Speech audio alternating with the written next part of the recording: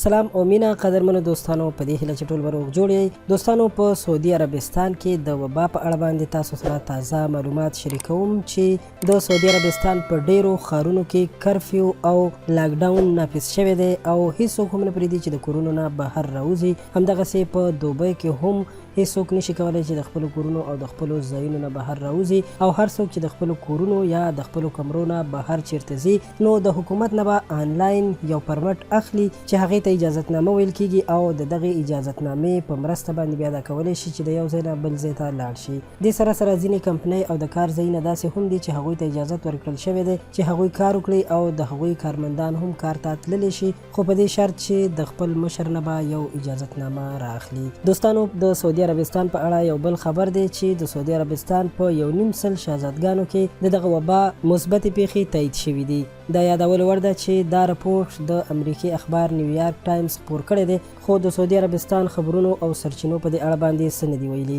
د نیویارک ټایمز په رپورټ کې دا دعوه شوې ده چې زیاتره شهزادګان چې د یورپ او د نورو ملکونو نه سعودي عرب ته ستانه شوي دي نو ځان سره دغه وبا وړې ده او د همدوی د بیرته تګ له امله په سعودي عربستان او د شهزادګانو په خاندان کې دا وبا خوره شوې ده.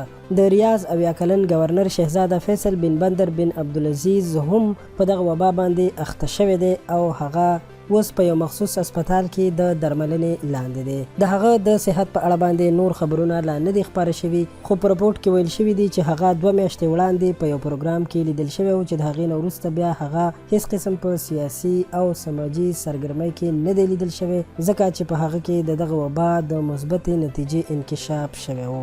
40 کلن شاه سلمان هم د جدې سره نږدې په یو جزیره کې په یو محل کې خپل ځان کوارنټین کړی دی او ورسره د هغه زوی محمد بن سلمان په همدغه ساحل کې په یو بل ښار کې اوسیږي او هغه هم خپل ځان هلته آیسولیټ کړی دی او هلته اوسیږي. د رپورټ له مخې چې پلار او زوی دواړو سیاسي سرګرمیانې محدود کړي دي، هیڅ چا سره نه میلاویږي او هغوی ته سخت احتیاطي تدابیر ورکول کیږي. د رپورټ له مخې کله چې دغه 1.5 سل شهزادګان په دغه وبا باندې اخته شوي دي نو د هغې نه وروسته د سعودي عربستان په مختلفو ځایونو کې کرفیو او لاک ډاون نور هم زیات شوی دی.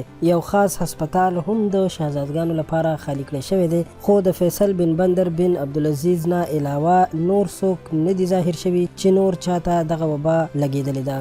دوستانو په دې خبر کې په تفسیرو کې ډیرو کسانو دا هم لیکلي دي چې دا د خانه کعبې او بیت الله شریف د بندولو سزا ده، خو موږ په دې اړه باندې هیڅ هم نشو ویلی. دوستانو تاسو په دې اړه باندې څه نظر لرئ؟ مهرباني وکړئ په کمنټس کې راته خپل نظر شریک کړئ. که ویډیو مو خوښه شوې وي درسره لایک کړئ. په آینده کې له نورو ښایسته ویډیوګانو لپاره د موږ چینل پښتو پوسټ سبسکرایب کړئ چې زموږ د هرې نوې راتلونکې ویډیو خبر تاسو ته درکړل شي. ډیره مننه.